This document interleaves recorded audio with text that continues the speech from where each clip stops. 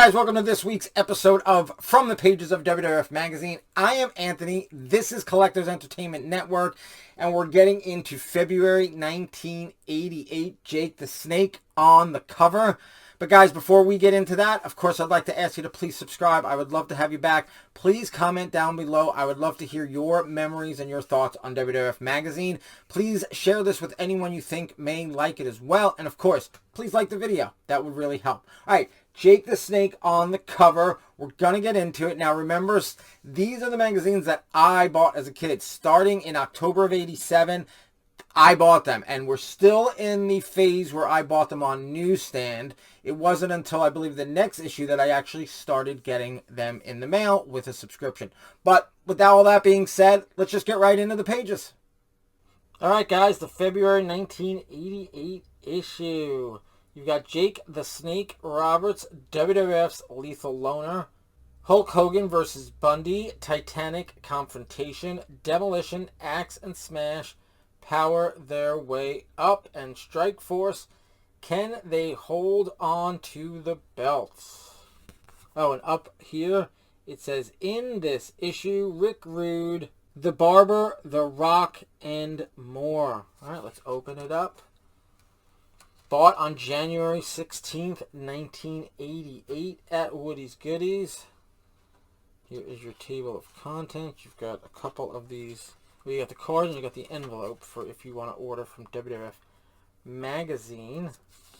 Now remember, guys, I actually got this in January of 1988, so these are sort of beat up a bit. The Action line all of a sudden has a bunch of new lines. Don't call them. I'm sure that they do not work anymore. I don't see the Read It anymore, so that's interesting. And then the moving is even different. Georgie Animal Steel again. Wrestling's Most Embarrassing Moments and the Best of WWF Volume 14. Still the same ad for Coliseum Video as the last magazine. Around the Ring and your Superstars coming soon to newsstand. Superstars 2. It's still coming soon. I don't know how long it's taken. Fan Forum, Sensational Sherry. And of course, you get 4 hit videos for the price of 1. Oh, now they're doing videos even. WWF list of Who's My Valentine. You got Tito, Santana, Ravishing Rick, Rude, Nikolai Volkoff, Paul Roma, Bam Bam Bigelow, Davey Boy Smith, B. Brian Blair, Greg the Hammer Valentine, and Brutus the Barber Beefcake. The $1 Million Man tries to buy the title. Newsbreakers. Well, that hasn't fully happened yet. And then here's more newsbreakers. Matilda missing. And of course, the Hulk Hogan light switch, which is currently in my son's room. It had been in my room, in my house growing up for years. And then when I moved into the house my wife and I bought, we put it right in my son's room. The Ultimate Warrior Personality Profile. WWF interview, a talk with the Ravishing One, Ravishing Rick Rude. You always gotta wonder, I'm sure none of these interviews are actually real. They're just written by the writers. Battle of the Titans. Bundy beats Hogan with lots of help from Heenan. Is this the Saturday night's main event episode? Yeah, I think it was, because there's Andre. I think he won like by a count out or something. But yeah, Bundy technically won. And then I think they had a rematch like soon after, like maybe in January of '88 or something. Jake the Snake Roberts, a Lethal Loner. Long live the DDT. Look at that sign in the crowd. There's Jake giving the DDT to someone. There's Jake putting Damien all over someone. Some jobbers, some Superstars of Wrestling. There he is against Honky Tonk Man on Superstars of Wrestling. Either it's from an episode, which I don't quite remember, but it totally could be, or it was a dark match that they, because usually those Superstars of Wrestling tapings, they gave them a few matches of actual, the audience there live, they gave them a few matches of actual real, competitors and not just Superstars versus jobbers. All right, get all the WWF news, and then here we are again with the catalog. Of course, I drew on the King Kong Bundy on that little card, which fell, and that's okay. We'll pick them up later.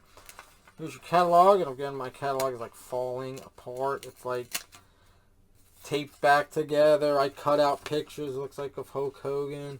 And on this side, maybe whoever that was. And I've just got lots of cutouts. Because I used to make little things. And put them on, put them in your notebook or something like that. Now, again, I wouldn't cut out of the magazine proper, but I would cut out of the program. There's your back issues page. Can Haynes and Patera stop Demolition? That was an interesting tag team at the time.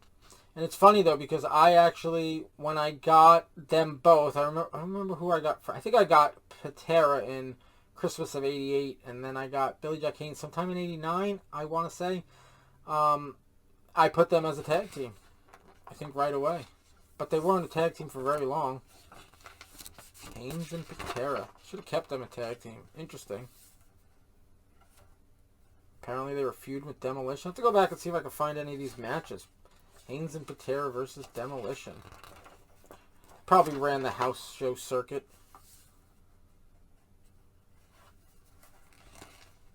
Seems like a good battle. You know, a bunch of strong guys. Speaking of strong guys, the night The Rock risked his career, Morocco has made undying enemies of the Slickster's thugs. Let's see what's in store for Morocco. Yeah, there it is. Superstar Billy Graham was getting beat up, I think, and Morocco went and saved him and thus turned face. That was when Morocco turned face. WWF analysis. Why Beefcake must humble Greg Valentine. They were still feuding at this point, huh? Beefcake and Valentine. Obviously, with the Dream Team breaking up. But look, Valentine's already with Jimmy Hart. So the new Dream Team, managed by Johnny V, must already be done. And he is back solo and back with Jimmy Hart.